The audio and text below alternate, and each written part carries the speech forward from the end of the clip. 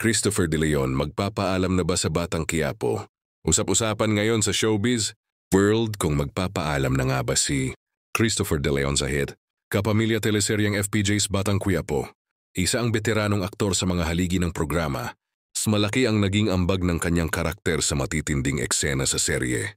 Gayunpaman kapansin-pansin, ang mga espekulasyon na posibleng magkaroon ng pagbabago sa takbo ng kwento kung saan maaring mawalan ng spotlight o tuluyang magtapos ang papel nito. Sanggayon, wala pang opisyal na pahayag mula sa kampo ng aktor o sa production team ng Batang Quiapo.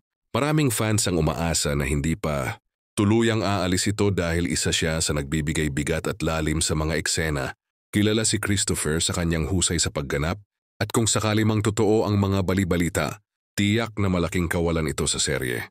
Habang walang kumpirmasyon, nananatiling palaisipan kung tuluyan na nga bang magpapaalam.